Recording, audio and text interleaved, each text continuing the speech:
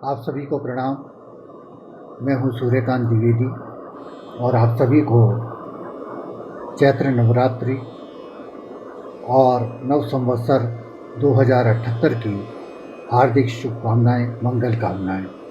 माँ भगवती आपका कल्याण करे, सुख शांति सुख समृद्धि आपके घर आंगन में हो।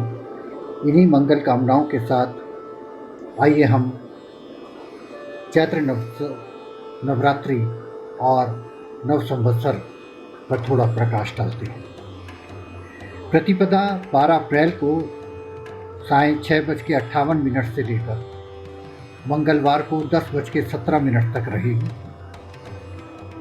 चैत्र नवरात्र की घट स्थापना का समय होगा प्रातः 5:43 से लेकर 10:18 तक। अभिजीत मुहूर्त 11:36 से लेकर दोपहर 12:24 तक रहेगी, लेकिन इसमें प्रतिपदा नहीं होगी। इसलिए जो प्रतिपदा पर घट स्थापना की कामना करते हैं और जो परंपरा है उसका हम पालन करते हैं,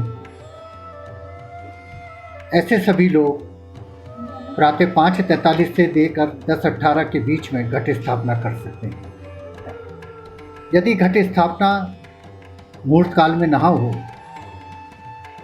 और कोई ऐसी विषम स्थिति आ जाए तो आप क्या कर सकते हैं। एक छोटा सा उपाय बताता हूँ कि एक कटोरी में गंगा जल रखिए, एक सुपारी और 3 लौंग के जोड़े और ये पूजा स्थल पर रख दीजिए और उसके बाद यथासंभव आप अपनी घट स्थापना कर सकते हैं। घट स्थापना कोशिश करनी चाहिए 12 बजे से पहले घट स्थापना हो जाए। अब घट स्थापना के साथ साथ मैं आपको एक और चीज़ बताता हूँ। चूँकि इस समय विषम स्थितियाँ हैं, कोरोना काल चल रहा है, घर घर में लोग बीमार हैं, अस्वस्थ हैं, ऐसी स्थितियाँ नहीं बन पा रही। पूर्ण विधि विधान के साथ हम नवरात्र का पूजन करें। जो स्वस्थ हैं वो विधि विधान से करें, जो अस्वस्थ हैं वो क्या कर सकते हैं। तो मैं आपको एक छोटा सा उपाय बताता हूँ कि आप एक सुपारी, 3 लौंग के जोड़े और गंगा जल, जो भी घर परिवार में स्वस्थ हो वो पूजा स्थल पर रख दो। इसका भी घट स्थापना की तरह आपको लाभ प्राप्त होगा। ये दोनों स्थिति में लागू होती है। जब हम मुहूर्त काल में घट स्थापना नहीं कर पा रहे हैं तब तक के लिए ये उपाय कर सकते हैं। ऐसे लोग जो अस्वस्थ हैं और घट स्थापना नहीं कर पा रहे हैं वह भी इस उपाय का लाभ ले सकते हैं। आइए घट स्थापना के बारे में थोड़ी चर्चा और करते हैं। सामान्यतः हम ये मानते हैं कि शारदीय नवरात्र और चैत्र नवरात्र की घट स्थापना एक समान होती है, लेकिन नहीं, थोड़ी भिन्नता है इसमें। चैत्र नवरात्र से षष्ठी का प्रारंभ होता है, ग्रहों की नई सरकार आती है, ग्रह मंडल में दायित्व परिवर्तन होते हैं और हमारे लिए ये इसलिए महत्वपूर्ण और हो जाता है कि हिंदू सनातन धर्म का यह नववर्ष प्रारंभ होता है। इस वर्ष के राजा और मंत्री मंगल हैं, गुरु हनुमान हैं। इसलिए ये माना जा रहा है कि यह वर्ष भी चुनौतीपूर्ण होगा। देवी भगवती आत्मशक्ति, आत्मबल प्रदान करने वाली देवी हैं। जब जब ऋतु परिवर्तन होते हैं तब तब देवी भगवती आत्मबल, आत्मशक्ति प्रदान करने के लिए हमारे समक्ष उपस्थित होती हैं। विषम परिस्थितियों को पार लगाने के लिए 2 ही नियंत्रक हैं, एक देवी भगवती और शिव। हम आपको घट स्थापना के बारे में और बताते हैं कि कैसे भिन्न है ये शारदीय नवरात्र से। तो एक मैं आइटम बता रहा हूँ कलश स्थापना की। ये कलश जल पूरा रखिएगा, आधा मत रखिए। जटाजूट नारियल, 1.25 मीटर लाल कपड़ा, चुनरी, पीले चावल, पीली सरसों, हल्दी, 5 कमल गट्टे। ये 5 कमल गट्टे शारदीय नवरात्र में नहीं होते, लेकिन चैत्र नवरात्र में करने चाहिए। 3 लौंग के जोड़े, सुपारी, पान, काले तिल, जौ, गंगाजल और आम के पत्ते। आम के पत्ते यहाँ 5। शारदीय नवरात्र में ये 7 और 9 होते हैं, यहाँ 5 पत्ते। नारियल पर लाल कपड़ा बांधिए और उसके बाद पान लगाइए। फिर कलावे से 5 बार घेरे कीजिए, गांठ मत लगाइए। शारदीय नवरात्र में ये घेरे 7 और 9 होते हैं, यहाँ 5 होंगे चैत्र नवरात्र में। वो इसलिए होंगे कि ये पंचतत्व के प्रतीक हैं। सृष्टि का प्रारंभ चैत्र प्रतिपदा से होता है, इसलिए यहाँ 5 घेरे लगाए जाएंगे। इसके बाद आप कलश स्थापित कर दीजिए।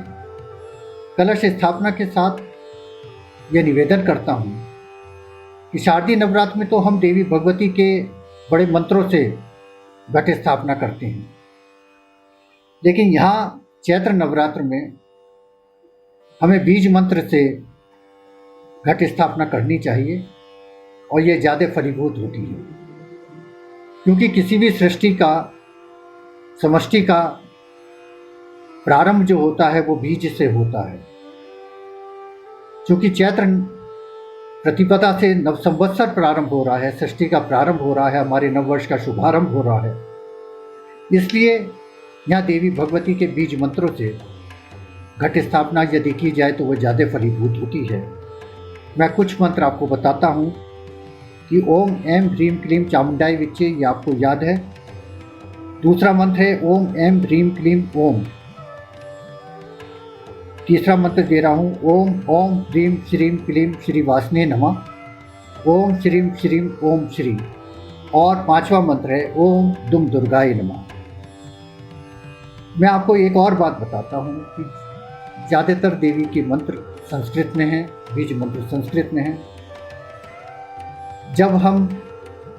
यदि हमें कहीं ये डाउट होता है, ये संदेह होता है कि ये मंत्र अशुद्ध या शुद्ध नहीं है, तो हमें क्या करना चाहिए?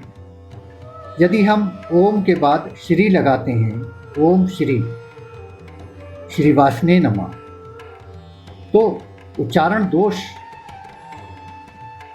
जो माना गया है कि उच्चारण दोष कम हो जाता है। यहाँ आपको श्री लगाना है, ओम के बाद श्री लगाना है, श्री नहीं लगाना है। श्री का मतलब श्री नारायण से है, श्री का मतलब माँ लक्ष्मी से है। इसलिए जो भी आप मंत्र करें उसके प्रारंभ में आप ओम श्री सर्वमंगल मांगल्ये शिवे सर्वार्थ आदि को पढ़ सकते हैं। तीसरी बात, यथासंभव देवी भगवती के दुर्गा सप्तशती का पाठ कीजिए। दुर्गा सप्तशती रोगनाशक ग्रंथ है, उसमें सब शरीर की पूजा है, स्वास्थ्य की पूजा है। देवी भगवती का आत्मबल, आत्मशक्ति के रूप में आह्वान किया गया है। लेकिन यदि ऐसी स्थिति है कि आप पूरी दुर्गा सप्तशती का पाठ नहीं कर पाएँ, तो आप सप्तश्लोक की दुर्गा पढ़ लीजिए। बहुत छोटा सा अध्याय है, 7 मंत्र हैं। या सिद्ध कुंजिका पढ़ लीजिए। और यदि ऐसी स्थिति आती है कि आप अस्वस्थ हैं, ये सब करने की भी स्थिति नहीं हो रही है, तो आप ओम दुम दुर्गाय नमः ये 5 बार पढ़ लीजिए, क्योंकि दुर्गा जी का ये बीज मंत्र है। सभी 9 देवियाँ, 10 महाविद्याएँ, 16 माताएँ ओम दुम दुर्गाय नमः में निहित हैं। चूँकि मंगलवार से नवरात्र का प्रारंभ हो रहा है, इसलिए पीताम्बरा माता इस नवरात्र की अधिष्ठात्री हैं। शारदीय नवरात्र की अधिष्ठात्री माँ लक्ष्मी होती हैं और चैत्र नवरात्र की अधिष्ठात्री जो होती हैं वो पार्वती जी होती हैं। पीताम्बरा माता 10 महाविद्या में से एक हैं और ये कहा जाता है और ये माना जाता है कि कैसी भी विषम स्थितियां हो, माता भगवती बेड़ा पार करती हैं।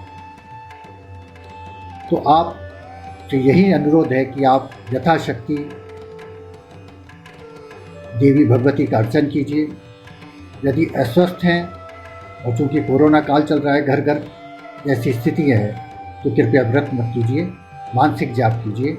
इन्हीं सभी शुभकामनाओं के साथ आप सभी को चैत्र नव संवत्सर की हार्दिक शुभकामनाएं। नमस्कार, प्रणाम।